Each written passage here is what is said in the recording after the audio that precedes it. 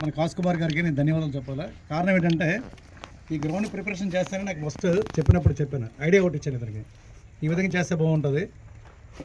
ఏదైనా అద్దె భూమిలో మనం పెడితే మాత్రం ఎప్పటికైనా ఖాళీ చేసేయమంటారు, అది చాలా ఇబ్బంది పడతామంటే అప్పుడు ఈ సార్ పేరు శివకుమార్ గారు, ఇతను తీస్తాం ఇది ఇద్దరు కోఆర్డినేట్ చేసుకొని ఈ గ్రౌండ్ కట్టించారు. ఇక్కడ ఒక 4 years బ్యాక్ ఇక్కడికి వచ్చాను నేను సెలక్షన్ గడ్ మెంబర్గాను, ఒక టీం తీయడానికి ఆశ్రయ క్రికెట్ క్లబ్ క్రికెట్ ఆడుతున్నప్పుడు వాళ్ళకి టీం సెలక్షన్కి వచ్చినప్పుడు అప్పుడు ఐడియా వచ్చింది ఇతనికి. నేను చెప్పాను మరి గ్రౌండ్ ఉంటే బాగుంటుంది మీకు, కృష్ణకుమార్ రాజు గారిన ఎవరో రాజకీయ నాయకులు పట్టుకుంటే బాగుంటుందంటే అప్పటికి సార్ అందులో పొలిటికల్ బ్యాక్గ్రౌండ్ ఉంది సార్కి, శివకుమార్ గారికి. ఆ విధంగా గ్రౌండ్ తయారు చేశారు. చేసిన తర్వాత చాలాసార్లు నన్ను అడిగారు రమ్మని గ్రౌండ్కి, ఇక్కడికి నేను రాలేకపోయాను నాకుండే కారణాల వల్ల, బిజీ వల్ల. లాస్ట్కి నేను వచ్చాను ఇక్కడికి. ఎందుకు వచ్చానంటే నాకు స్వార్థం ఉంది, 2 స్వార్థాలు ఉన్నాయి. ఒకటి పిల్లలు మ్యాచ్ ఆడించాలి, ఈరోజే ఆడించాలి, ఎందుకంటే భూమి పూజ అయిపోయింది మొన్న. ఎప్పుడైందండి?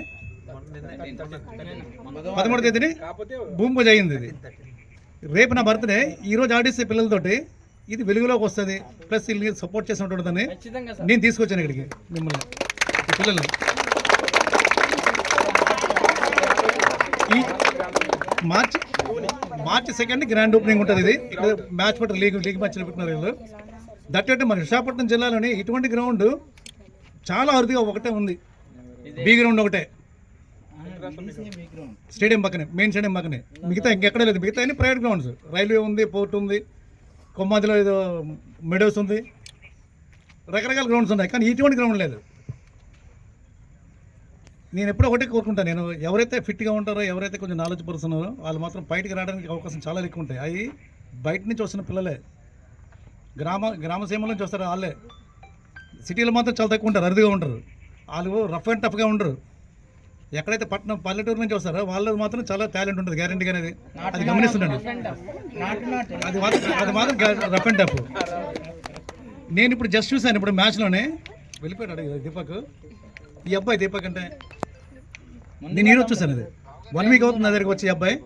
అలాగే సేమ్ ఈ అబ్బాయిని అభిమన్యు 1 week అవుతుంది, అభినయ్ సారీ వీళ్ళిద్దరిలో చూశాను ఇప్పుడు. అంటే 1 week నుంచి చూస్తున్నాను, బౌలింగ్ బాగా వేస్తున్నాడు ఈ అబ్బాయి. కానీ పేరెంట్స్ ఏం కోరుకుంటున్నారు, బ్యాట్స్మెన్ అని.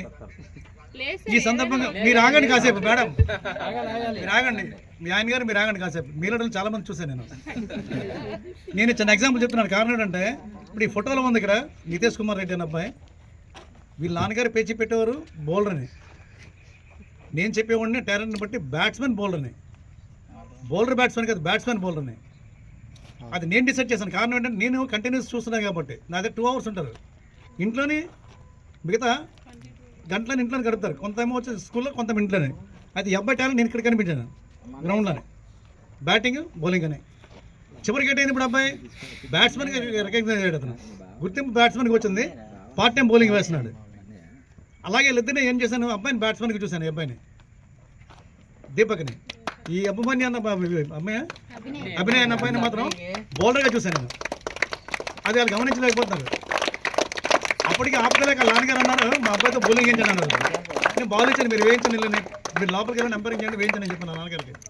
చెప్పాను కదండి మీకు, అది మీకు తెలియదు కాబట్టి మీరు అడిగారు. మీకు ఎందుకు చెప్పానంటే నేను కోపంతో చెప్పడం కాదు, అది ప్రేమగా చెప్పడం మీకు. అంటే వీటి టాలెంట్ నేను చూస్తాను నేను. అలా ఇక్కడ ఉన్న ప్రస్తుతం ఉన్న పిల్లల్లోనే ఒక్కొక్కటి చెప్పుకుంటూ పోతే ఈ అబ్బాయి లెఫ్ట్ హ్యాండ్ స్పిన్ ఉన్నాడా, ఆడు బ్యాట్స్మెన్ అంటాడు, లెఫ్ట్ హ్యాండ్ స్పిన్ బాగా వేస్తున్నాడు. ఎగ్జాంపుల్ చెప్తున్నాను, ఇటువంటి ఎగ్జాంపుల్స్ ఉన్నాయన్నమాట. అలాగే ఈ అబ్బాయి నా చేతిలో పడిన తర్వాత ఎవరిని మనం వెటకారం చేయకూడదు, చిన్న చూపు ఎవరిని చూడకూడదు.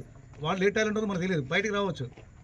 చాలామంది క్లబ్ రాగానే వీళ్ళకి చాలా చిన్న చూపు చేశారు ఆశ్రయ క్లబ్ని.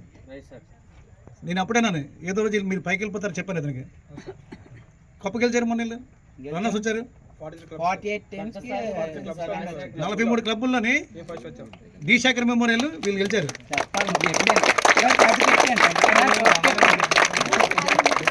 Same D Shekhar tournament start అయిన దగ్గర నుంచి రాజోగా గ్రీన్స్ క్లబ్కి నేను క్యాప్టెన్సీ చేసినప్పుడు 3 సార్లు గెలిచాం మేము. ఒకసారి మధ్యలో పోయింది, మిగతా 2-3 సార్లు గెలిచాం మేము. 3rd divisionలో 2 సార్లు గెలిచాం, A divisionలో ఒకసారి గెలిచాం. సేమ్ కప్ మళ్ళీ వీళ్ళు గెలిచారు. అంటే మన జోన్ నుంచి గెలిచిన వాళ్ళు మనమే, ఇంకెవరు లేరు అక్కడ విశాఖపట్నం జిల్లాలో. సిటీ వాళ్ళని గెలిచినా కానీ ఇదే రోజు మన గెలలేదు, ఎవరన్నా మనం గెలిచిన వాళ్ళు. ఈ టాలెంట్ పైకి రావాలంటే మీ కృషి, మీరు పట్టుదల ఉండాలా. ప్లస్ ఇలాంటి సపోర్ట్ కావాలా, గ్రౌండ్ మాకు ఎప్పుడు పడితే అప్పుడు ఇవ్వడానికి మీరు కొంచెం ముందుకు రావాలా. కాకపోతే కొంచెం దూరం అవుతుందని ఇంకేం లేదు, గ్రౌండ్ మాత్రం ఎక్సలెంట్గా ఉంది. దీంట్లో మెయింటైన్ చేసి మీరు రోజు రోజుకి మంచి మంచి మ్యాచ్లు ఆడిస్తే ఇక్కడ మిగతా వాళ్ళు కూడా ఇన్వైట్ చేయండి, కాదని లేదు. ఈ సందర్భంగా నేను చెప్పేది ఏంటంటే పిల్లల మీద మీరు కాన్సన్ట్రేషన్ చేయండి. చదువుతున్నాడా ఆడికి ప్రిఫరెన్స్ ఎక్కువ ఇస్తున్నాడు అనేది 75% చదువుకోవాలి, 25% మీరు గేమ్ మీద కాన్సన్ట్రేషన్ చేయాలి. అది చెప్పకుండా మీరు ముద్దులాడారు అనుకోండి పిల్లలు పాడైపోతారు. దయచేసి సెల్ ఫోన్ ఇవ్వద్దు, చేతికి ఇస్తున్నారు. నేను లోపల అంపైరింగ్ చేస్తున్నాను, బయట చూస్తున్నాను, ఆడుకుంటున్నారు సెల్ ఫోన్లోనే. దయచేసి చేయకండి.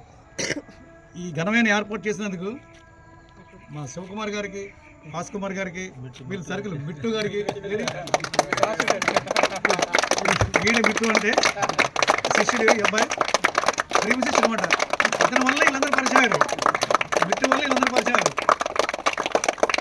యాక్చువల్లీ ఏంటంటే ఈ అబ్బాయి జాబ్ నేను ఎంప్లాయ్ అనుకోలేదు, అన్ఎంప్లాయ్ అనుకుని నేను కోచింగ్ ఇచ్చేవాడి. అడిగి ఎంప్లాయ్ నాకు తెలియదు.